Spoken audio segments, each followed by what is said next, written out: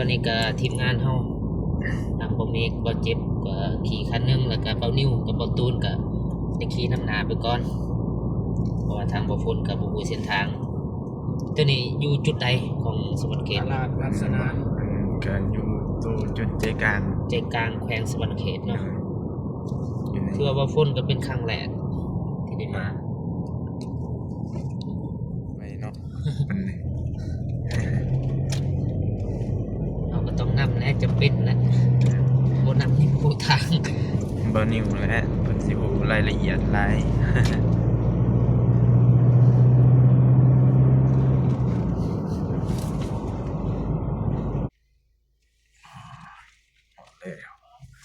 หัวบ่ ริมแม่น้ำโขงขัวขามสะพานมิตรภาพไทยลาวสวรรณเขต โอ้ทางนี้ ที่ นี่ สอง ขามแม่น้ำคลองทางนั้นในสะพานขามแม่น้ำโขง โอเคเลยเนาะก็ เข้าใจ คร่าวๆเนาะคะแนนพี่น้องอยากฮู้ก็เข้าไปเบิ่งในช่อง YouTube เพิ่นพุ่นแหละ เคย เนาะ เบิ่งตื้มพุ่นแหละ กูYouTube ก็ได้เนาะเพิ่นบอกตำนานมีภาพให้เบิ่งเลยอึ๊บ ก็ถูกสุดลูกหูลูกตาพุ่นแหละ โดย พูน ทางเบิ่ง ฟัง ก็เป็นพี่น้องพันไทยพังไทย ฟังไทยเนาะ เลยบ่น่ะ จังหวัดมุกดาหาร ตัวเมืองเลยเอ้ย อันนี้ยังเป็นชายนอกเมืองอยู่นี่เขตนี่ นอกเมืองอยู่ใช้ละตัวเมืองเลย พูนตัวเมืองผู้ ตัวเมืองมุกดาหารอยู่ลุ่มบ่ แม่น โอ้เห็นตึกบ่ ตึกพุ่นแหละ ตึกพูนหมุก ร้าน ทางเฮาในแม่นยังเลยเบิ่งนั่นแม่นยังน่ะเบิ่งนี่ ทางเฮาบ่ แม่น นอกเมืองทางเฮาน อกเมืองนะ แม่น ทางเฮาในเมืองพอเข้านอกเมือง แม่น จักเศร้านี่ครัวนี่จักเศร้า บ่ฮู้แต่ว่าเพิ่นว่าครัวที่มีอันเสาอันเข็มที่มีปัญหาหลายที่สุดน่ะเสาที่11ว่าซั่น แต่นี่หรือแต่พุ่น ตั้งแต่ลาวนับ แต่ลาวนับไปพุ่นแหละ แม่นบ่ เพราะว่าครัวสร้างแต่ลาวไปพุ่นที่บ่ เบา ที่สุดอะไร ฮะอันใดก็ อะไร11 12อะไร ครัว11เพิ่นว่าเป็น เสาที่ ละ 11 เสา ต่อ ที่ หม้อ 11 11นี่แหละ ที่มีปัญหาแต่ว่าอยู่หูพญานาคอยู่ในนะ ฮู้เพิ่นน่ะถ้ำพญานาคตี้บอกเพิ่นว่าเพิ่นก็เลยเชิญขึ้นไปอยู่พังไทยเด้มีตั้งพงกขึ้นได้ไหมอยู่เบื้องพังไทย เบื้องพุ่นเนาะ แม่ มีพญานาคเนาะพญานาคอิหยังเพิ่นเอิ้นนาคราชบ่ บ่ฮู้หรือว่าจะไปกราบไหว้พญานาคบ่มีอยู่ได้ อยู่ไส ของทางบ้านเฮาก็มีอยู่พุ่นแหละบักใหญ่ฮะ เป็นโตเลย แม่นบักใหญ่2โต ตัวเป็นเลย บ่แม่ ตกปั้น โอ้ปาน ตกเป็น แล่นไปยาวไกลเติบอยู่ ประมาณจักหลักย่างไป แต่นี่ไปพุ่นโอ้ที่จะถามข่อยว่า มันตรงกับในเมืองบ่ตรงอยู่ ตรงกับเราเจริญบ่นำไปกินข้าวเมื่อคืนนี่ ตัวนั้นนะ นะไอ้เว้าอยู่ว่าเมื่อคืนนี่ แม่น เห็นตึกนั่นดอก แม่นผู้ใดเชิงกับเบื้องเฮากินข้าวผู้ใด ตรงกันในเมืองนั่นแหละ แม่นตรงกับในเมือง ไป มุกดาหารเนี่ยมันบอกภาษาเนี่ยบ่มีที่ขับ นี่อะไรครับผม นั่นแหละมีหยังอยากฝากบอก FC บ่ คิดฮอดเด้อ กินฮอดไผ ผู้สาว น้องบอง เด้อ แม่นบ่น้องบ่แม่นน้องหน่อยบ่ โอ้เว้าเลยเลย บ่ฮู้เลยน้องหน่อยเป็นผู้ใดบ่ฮู้เลยเว้ามั่วอะไรอยู่ เบาอันชายพลเด้คุณทอดน้องบ่ กินฮอดน้องแนท น้องฮาน น้องฮานน้องฮาน บ่น้องฮาน น้องแนท เฮ้ยอยู่น้องฮาน คิดฮอดครอบครัวตอนนี้รู้สึกว่านะ เพราะว่า ไปทางใดดี แม่นครับคันไปแน่นี่แหละก็รู้สึกคิดฮอดมันเป็นเรื่องปกติ ญาติทางเบาพลอยู่ประมาณจะปีแล้ว 27 เราเจ็ด เลยแต่ว่าหน้าคือยังหนุ่มยังหน่อยเนาะ เกือบ30หลาย คือคน ลีนี่ อะลีมันจะ เอ้าบาดเจ็บ 29ปีนี้30เลยเกิด96 2026ก็ได้นี่ บาดเจ็บมาจากเทื่ออะไรมาทัน ครั้งแรก รู้สึกได้มาอันนี้เปิดหูเปิดตา ดีใจบุคิดบุฟันว่าเขาสิได้มานะคักทางเขาพัฒนาหลายถ้าเทียบใช้บ้านเฮามันก็โอ้ ตากันหลาย มาพกเฮือนหลังหนึงก็ได้เด้อยู่นี่ แม่ สบายเบิ่งวิว สมวิว แม่ ญาติเฮ็ดเฮือนที่อยู่นี่ นั่นแหละ เฮ็ดเฮือนเชิงคาราโม นั่นแหละยังว่าสมมุติว่า เสาร์ที่11เพ่ นับ บ่ ตั้งแต่พุ่น หรือว่าจังไดหรือว่าพังหรือว่ามันบ่แน่ ใจเราก็ไม่มีปัญหาเข้าใจบ่ โอ้เจ็บอ่ะ ได้ยินแห้งอยู่นะ เออมันมีปัญหาเด้เพิ่นว่าตาม เป็นเสากลาง เพิ่นเล่ามาเสาตมที่11มีปัญหามีแบบสิ่งศักดิ์สิทธิ์บ่หรือว่าตามความเชื่อ สถิตอยู่หั่นบ่ แม่ อ่า แล้วก็สร้างจะได้ก็บ่แล้วนะเสาที่11อะ ก็เลยบ่ได้สร้างเลย สร้างแล้วก็เฮ็ดเอาอนุญาตอันนั้นแบบว่าเฮ็ดพิธีอืมแม่ จึงสร้างได้ เพิ่นก็เลยสร้างรูปพญานาคทางฝั่งไทยเนาะฝั่งไทยแล้วก็เฮ็ดแบบพิธีนะ อีกอย่างอยู่หันคือว่าใหญ่มีบอลใหญ่อันเด้อยู่หัน ใช่ อันเด้ โอ้มันสิทำน้ำหนักที่ตน อันเด้บอลอันนั้นมันมีอันเด้บอลเกินบอลหยัง บอลได้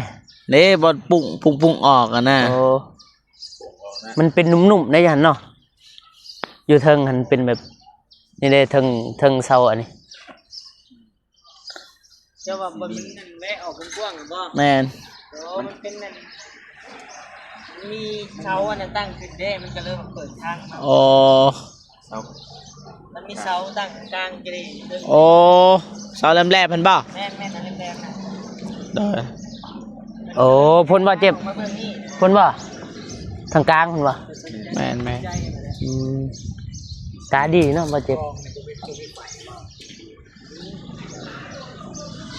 เป็นสปริง ไฟเพลย์จังได๋ เอามาบ่เจ็บก่อนขอบใจอ้าวบ่มี สัมผัสเป็นว่า อ่า ถึกสัมผัส บ่มีน่าจะมาหลายเทื่อแล้วท่าน แม่ ขามไปพุ่น แต่ว่าทางกอง จน อยู่จักเทื่อเลย ทางกล่องบ่ทางกล่องมิตรกายไปเสือบ่ได้คอยแวะหนีจักเทื่อครั้งแรกคือกัน บ่มีนะแบบคนยางลินตอนแรง เพิ่นยางผู้ ในเมือง กำลักายอย่างนั้น เลยส่วนหลายอยู่ในเมืองมันสิมีหม่องยาง คือว่าเฮามานี่ก็จุดประสงค์หลักๆก็คืออะไรมานี่มาท่าทางไอ้เตียงเนาะ มานั่งมาเบิ่งแน่แล้วก็มาถ่ายเตียงแน่ บ่ได้ เพิ่น ถื สิ อ โทร โอกา ต ส อนใด ตอนนี้ก็เบิ่ง จักโมงแล้วนี่ เที่ยงบ่ายกัน ก็ฮอดเวลานัดทางแม่เพิ่นว่าสิมาฮอดประมาณนี้ เพิ่นก็สิขี่มาแต่พุ่นแล้วเนาะครัวนี่แหละ แม่น นี่แหละไอ้เตียงแล้วก็ทางแม่ๆเพิ่นก็สิขี่มาทางนี้แหละเฮาก็ แล้วเพิ่นสิ ท่าอยู่นี่ จุดพบมันนะ เออได้ เบื้องนี้เฮาก็สิไปเพาะอยู่พุ่นแหละ เพราะรถเฮาก็ข้ามบ่ได้เนาะ เลย ปัญหาหลักๆก็คือ ถ่า เฮาย เตียงกลับไปอีกบัด ไปเอาเครื่องอีก กลับไปเอาเครื่องอีก เพราะเอามาบัดเดียวเลย โอ้2คัน เพราะว่า2คันไอ้ลี่ก็ไป พอดีบ่ เลย เออ ไอ้ลี่ก็สิพาแม่กลับบัดนี้ไอ้เตียงก็สิครับทางแม่พิมพ์นะแล้วก็เอาเครื่องขามมาเลย โดย รวดเดียวนั่นแหละ ขอบใจ เลย ลอยได้บ่ บ่ตูนบ่ลอยบ่ก็บ่เจ็บ คือว่ายิน ลอยเนาะกำลังเขาเฮ็ดครัวมันยังบ่แล้วไปลอย ปะโท ตัวอย่างเมื่อวานจังบ่ลอยเขา ขออนุญาตเด้อขออนุญาตลงไปเบิ่งเด้อลูกหลานมาดีบ่ได้มาลบหลู่มาดีเด้อขอให้สิ่งศักดิ์สิทธิ์ปกปักรักษาคุ้มครองลูกหลานแล้วก็ FC หรือว่าผู้ใหญ่ใจบุญที่เข้ามาเบิ่งส่องของเบาฝนเด้อสาธุถือว่าเบาฝนก็เป็นครั้งแรกเนาะที่ได้มาสวรรณเขต หรือว่าสะพานมิตรภาพไทยลาวเนาะแห่งที่2บ่ป้าโทคือว่าฟังพุ่นกับมุกดาหารเนาะพี่น้องฟังพุ่นกับมุกดาหารประเทศไทยพุ่นละแล้วก็ฟังนี่เป็นประเทศลาว แต่ว่าทางทีมงานเฮาก็ได้มาถ่าทางไอเตียงเพิ่นได้มาถ่าทางไอเตียงเพราะว่าไอเตียงเพิ่นสิไปเอาแม่ๆพุ่นแหละอยู่ฝั่งไทยแล้วก็เพราะว่ารถทางบ่พ้นก็บ่สามารถข้ามไปไทยได้เนาะมีแต่ว่าทางอ้ายเพิ่นไปเอาแม่ๆเพิ่นแล้วก็มาส่งทางฝั่งลาวแล้วก็บ่าวฝนแล้วก็ทีมงานก็สิถ่ารับเครื่องอยู่ฝั่งลาวนะพี่น้องแล้วก็เพิ่นและทางทีมงานเฮาก็ได้รอถ่าทางอ้ายเพิ่นสวรรณเขตมุกดาหารเนาะพี่น้องปาโทเอาโอเคพี่น้องเดี๋ยวบ่าวฝนก็สิถ่ายเป็นระยะให้เบิ่งบ่อนใดที่มีน่ะสนใจแล้วก็บ่าวฝนก็สิถ่ายเนาะตอนนี้ก็กำลังรอถ่าทางอ้ายเตียงเพิ่นแล้วก็แม่ขอให้อ้ายเตียงแม่เดินทางด้วยความปลอดภัยเด้อพอดีทางอ้ายเตียงเพิ่นได้โทรหาทางน้องเมฆเนาะให้ไปถ่าอยู่พุ่นละอยู่ปตทลักเก่าแต่ว่าบ่าวฝนก็บ่ฮู้ว่าอยู่ไสบ่ตูนมาแล้วบ่ฮะ บ่ตูนเด้ จัก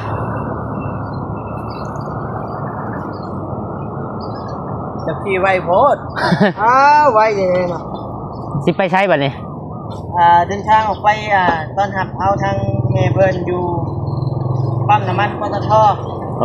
โอเคให้น้องนำพาเพราะว่าอ้ายบ่ฮู้ทางเด้ค่อยไปเด้อบ่ตูนไปไสล่ะ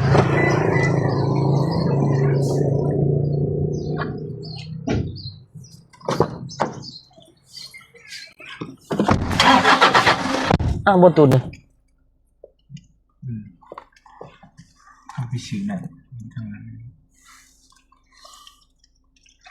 โอเคพี่น้องทางทีมงานเฮาก็สิไปถ่ายทางไอเตียงแล้วก็แม่ๆเพิ่นอยู่ไสน้องเมฆ เพิ่นนัดอยู่ปตทลักเก่า ปตทลักเก่า วนกลับไปอ๋อแต่ ทางขึ้นมาวันเก่าลักเด้อไปพี่น้องไปถ่าพวกเดมันไม่เจ้านะไม่กันจังบ่ดีกันเพราะมันยาวเนี่ยเอาเนี่ย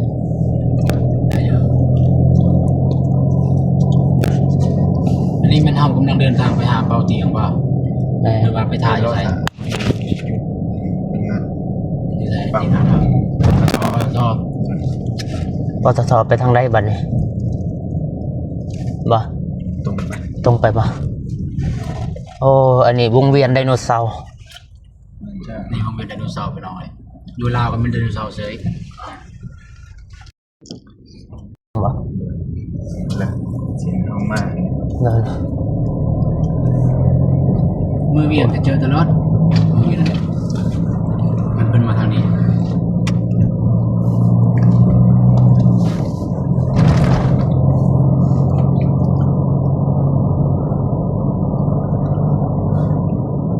หานขายรถนี่ใส่กระไร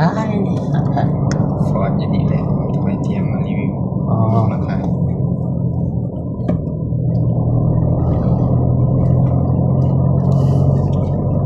แขวงสวรรณเขตจะเลื่อนกูท่าแตกเนาะว้าวซัมบอลเจ็บอีกเนี่ยจะเลื่อนกูก็ลืมเทียมนะบ่เทียม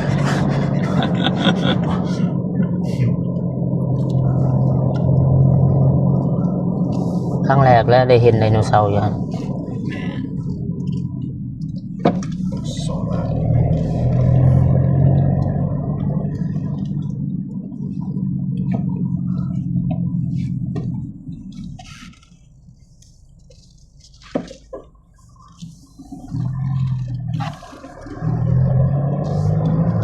ตลาดบน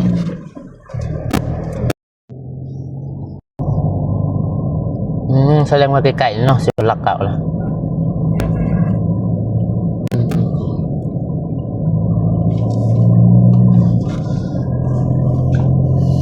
แต่นี่ได้ขาดไป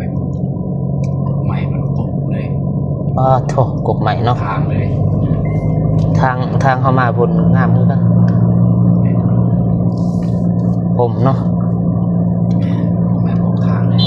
จากตรงนี้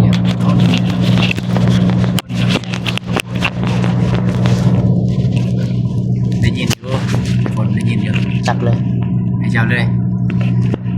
เนาะตอนนี้ทางพวกเขาก็กำลังเดินทางไปพี่น้องเอ้ยเดินทางไปที่นัดหมายไว้กับเบาเตียงเพิ่นก็คืออยู่จุดหมายปลายทางก็คืออยู่ปั๊มปตท ลักเก่า ปตทลักเก่าบ่ปตทลักเก่า ถ้ากินแล้วว่า พี่น้องเอ้ย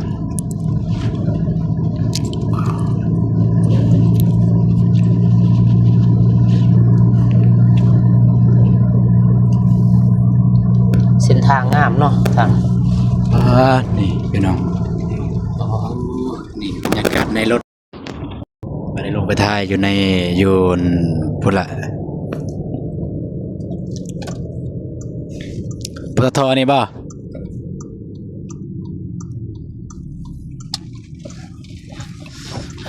นี่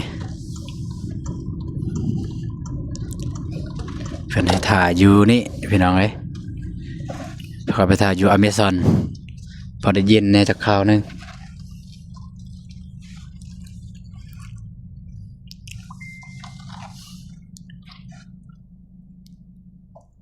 ไป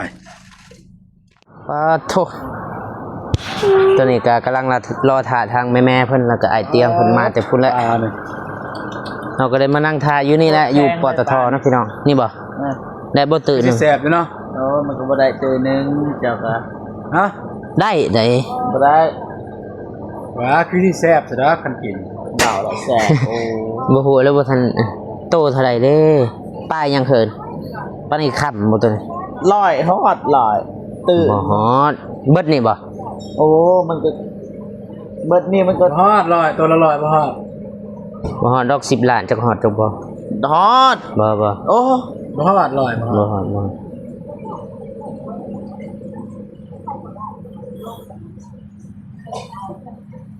ปานไหนก็โทไปนั่งถ่ายเลย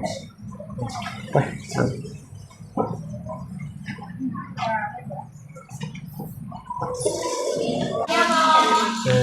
โอเคพี่น้องรายการในระหว่างรอท่าทั้งแม่พิมพ์กับแม่เพ็ญแล้วก็ไอเตียงพี่น้องเนาะทางทีมงานเฮาก็ได้มาพักผ่อนหย่อนอารมณ์พี่น้องมากินแนวเย็นๆที่ห้าน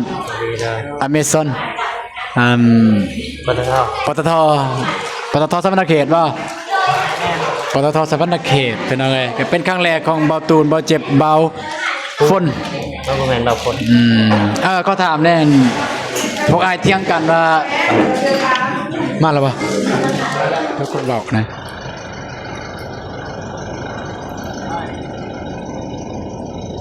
ไปกี่ครั้ง ทางพุ่นป่ะพี่น้องตอนนี้แม่พิมพ์แม่เพ็ญมาฮอดแล้ววันนี้แม่นไผแม่พิมพ์ สวัสดี แม่เพ็ญสบายดีเด้อแม่เด้อสบายดีสบายดีเด้อ สวัสดีสวัสดีสวัสดีสวัสดีสวัสดีสวัสดีสบายดีแม่ตั้งพุ่นแม่พิมพ์ป่ะอันนี้แม่เพ็ญเนาะ แม่พิมพ์ แม่พิมพ์บ่ แม่พิมพ์ แม่พิมพ์เนาะบ่เคยเห็นหน้าครั้งแรกเลยเด้อสบายดี ครับ ทางพุ่นแม่เพ็ญเนาะ สวัสดี แม่เพ็ญสบายดีแม่สบายดีเด้อสบายดี บอกไก่ปันได บอกไก่ โอเคอยู่บ่ครับมาฟังเล่าบรรยากาศ ยาวโอเคไม่ยังสอนดิ ยังโอเค โอเค สบายดีรอบเด้อพี่น้องเด้อสบายดีอาเมย์เพิ่นมาฮอดแล้วมาเก็บช่วงรอยมันเป็นผมอยู่บ่บ่แม่นโอ้ก็ มาถึงกันยังไงตั้งแต่เมื่อวานเหรอ เมื่อวาน แม่ใส่ได้ ขออนุญาตด้วย ใส่ไม่เป็นไร บ๊อบ แม่พิมพ์เสียงดังไม่เป็นไร เอาเลย หมดจอมเลย หมดสองเลยบ่ พากันไปทางไหนมายังมาใกล้ๆแม่ มาเข้ามาลุงอยู่ พากันไปทางไหนมาก องครัวน อนใส ไปเที่ยวกองครัวกับไปอย่างบ่ายสักการะอาหารอีกห้าง อ่า ทั้งแม่อยากไปไหวอยู่บ่แม่ ก็ดูก่อนแล้ว ดูแล้วแต่เหตุการณ์ ว่าจะขึ้นวันนี้ถ้า แม่เคยไหว้แล้ว บนบานไว้ ทาง ทางผ่านใช่ไหม ถ้าแม่อยากไปกราบสักการะก็ได้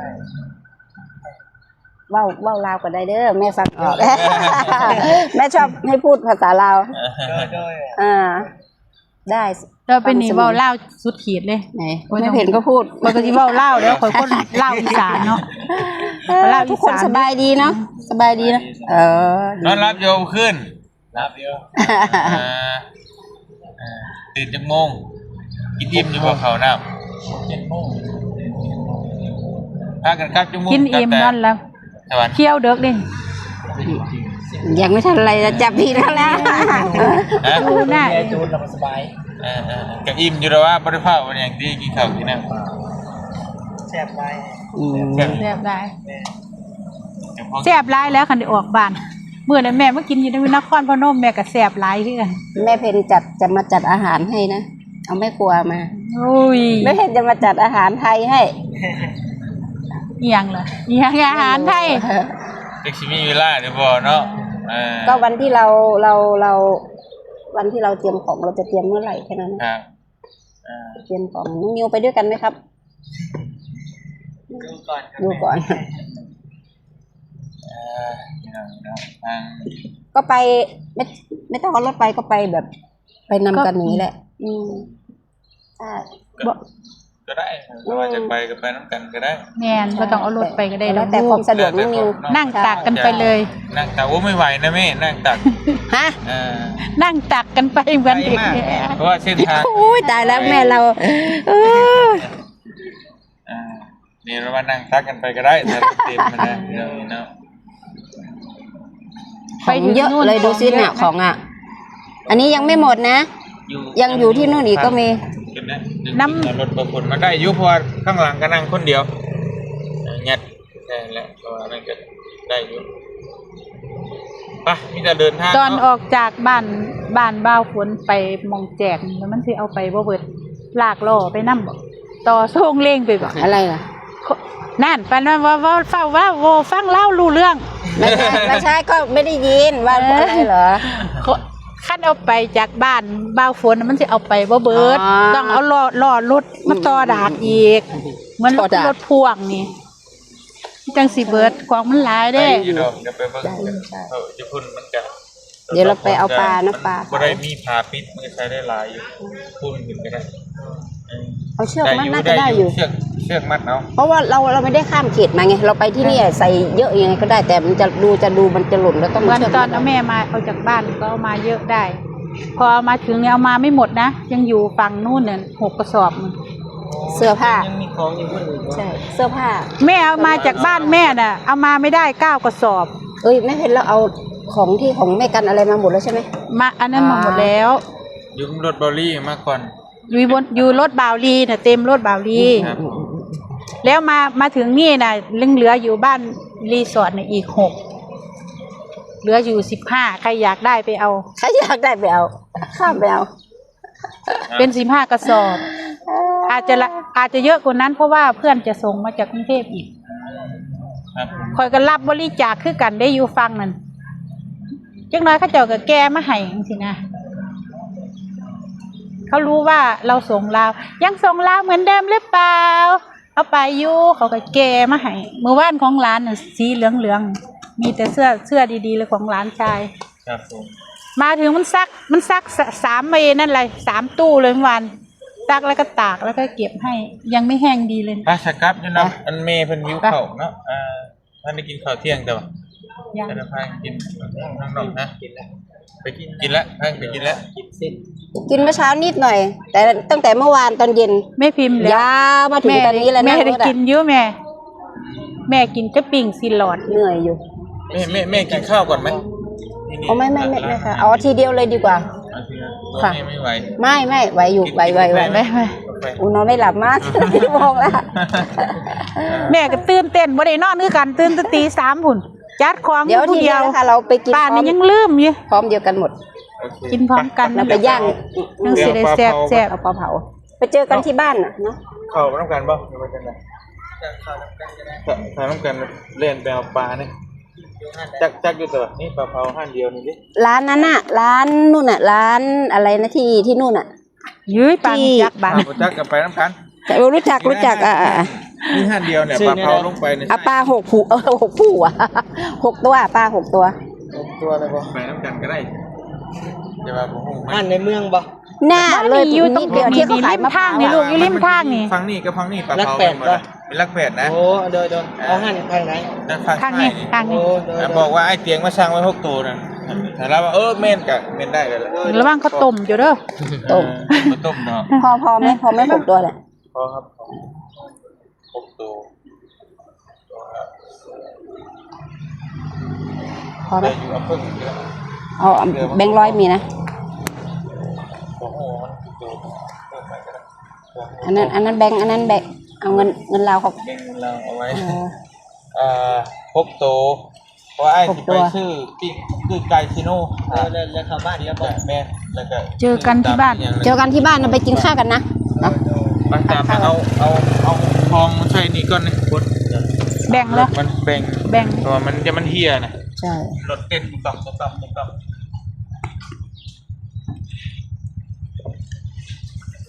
โอ้ ดีโฟ มี ดี มีมักเซเวอร์พ่อ โอ้เฮ้ยบักเซอร์เวอร์แต่หมู่บ้านนี่มึงก็เอาไปข้าง มัก ขึ้น เซอันนี้เขาอยู่ไทยเขาเรียกอะไรพี่ มะละหวานค่ะ มะละหวานเนาะ มะละหวาน แต่ถ้าทางเหนือเรียกมะเขือเครือ อ๋อ มะเขือเครือ มาจากไหนอ่ะ มิ้วไปน้ำกันเด้อเล่าวไต่ไปไปเกียร์เมียขึ้นผู้เนี่ย เอาใส่บ่ให้มันปิวนะบ่ให้มันสูงเกินไปแล้วแบ่งล ของแม่เพนนี้น่าจะไม่ปิวอันนี้ปิว น่าจะได้ อันไหนเบาๆอ่ะ โอเค อันนี้ของน้องเดิมน้องเดิมซ้ำจะใส่ อันนั้นของน้องเดิมกับของนี่ น่าจะได้อยู่ อ่า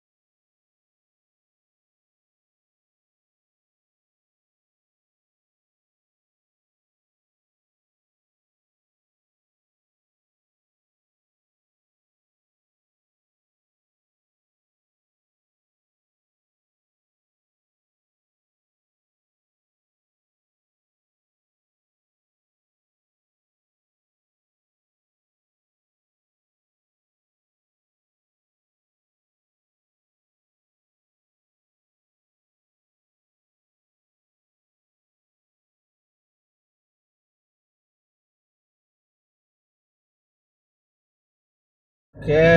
ครับพี่น้องเนาะทางเราเจ็บกับสิจบคลิปให้บ่ฝนก่อนเนาะจังได๋ก็ขอบคุณกับคุณนะคนใหญ่ที่เบิ่งทุกทางไปสิทุกทางเข้ามาเบิ่งมาชมคลิปของบ่ฝนตั้งแต่ต้นจนจบแล้วก็ขอคำโฆษณาพี่น้องเนาะแล้วก็ขอบคุณขอบใจขอบคุณกับคุณทางน้องนิวแล้วก็น้องเมฆที่พาทีมงานเฮา